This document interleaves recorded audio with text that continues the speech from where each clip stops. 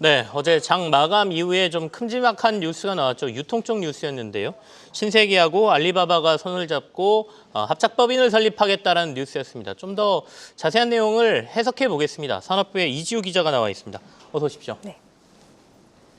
먼저 팩트부터 좀 확인을 하겠습니다. 합작법인 설립과 관련된 다양한 내용들이 있을 텐데 어떤 내용인지 좀 설명해 주십시오. 네, 먼저 신세계그룹은 알리바바의 자회사 알리바바 인터내셔널과 5대5로 출자해서 내년에 합작법인인 그랜드 오프스 홀딩을 세운다고 어제 공시했습니다. 신세계그룹은 G마켓을 현물 출자하는 방식으로 참여하고요. G마켓과 알리익스프레스 코리아가 합작법인의 자회사로 편입이 됩니다.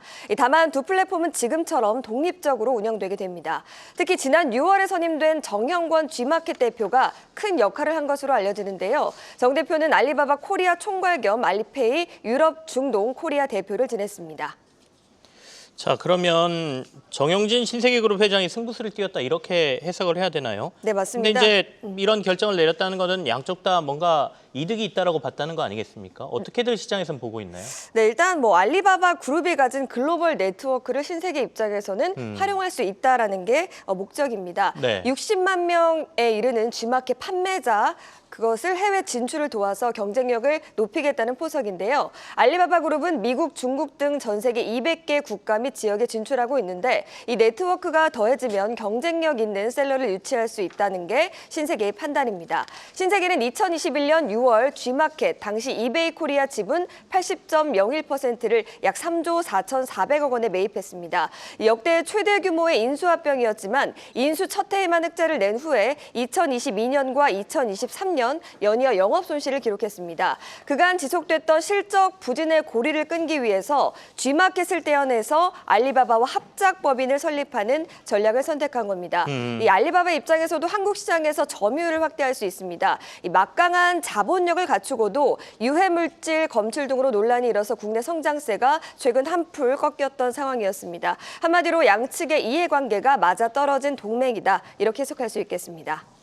자, 그러면 이들의 이런 합작법인 설립이 앞으로 국내 이커머스 시장에 미칠 영향을 생각해 봐야 될 것 같은데요. 좀 판도에 크게 영향을 미칠 걸로 봅니까? 네, 맞습니다. 일단 국내 시장에서 신뢰도를 확보한 신세계의 G마켓과 또 알리바바의 막강한 팔로와 또 자본력이 합쳐지면 국내 이커머스 시장에도 큰 변화가 예상됩니다. 뉴욕 증권거래소에 상장된 알리바바 그룹은 분기 매출만 40조 원 안팎에 이르는 세계 최대의 전자상거래 업체입니다.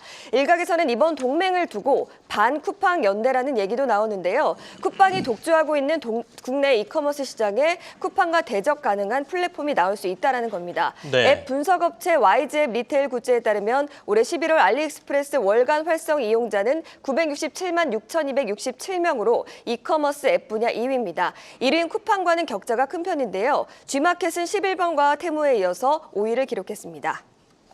자, 지금 주가 반응도 저희가 좀 봐야 될 것 같습니다. 이마트를 비롯한 신세계 관련주는 뭐 어떻게 반응하고 있는지도 궁금한데 일단은 제가 앞서 봤을 때 CJ대한통운이 크게 움직이는 것 같더라고요. 네, 맞습니다. 일단 이마트는 연결 자회사인 G마켓 여파로 그간 연간 약 1,500억 원 수준의 영업이익이 줄어드는 영향이 좀 있었습니다. 네. 이 향후 실적이 개선될 여지가 큰 만큼 전날 시간을 거래해서 이마트 주가가 반응했는데요. 다만 이날 이마트 주가는 8% 이상 하락하고 있습니다. 이 전략 파트너를 확보한 것은 긍정적이지만 시장에서 시너지에 대한 의구심이 지속적으로 제기되고 있어서입니다. 한국투자증권은 뚜렷한 전략 방향성이 없던 G마켓이 전략 파트너를 확보한 것은 긍정적이라면서도 합작법인 설립을 통한 뚜렷한 시너지 효과를 예측하기 어렵다라고 진단했습니다. 네. 반면 말씀하신 것처럼 증권가에서는 CJ대한통운이 수혜를 볼 것으로 전망하고 있습니다. CJ대한통운은 지난 6월 신세계그룹 내 택배를 전담하기로 신세계 측과 업무 협약을 맺었습니다. 이미 알리익스프레스 직구 물량의 80%를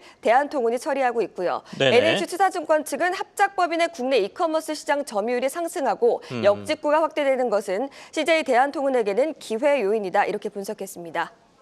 네, 알겠습니다. 산업부의 이지우 기자와 함께 같이 얘기 나눠봤습니다. 고맙습니다.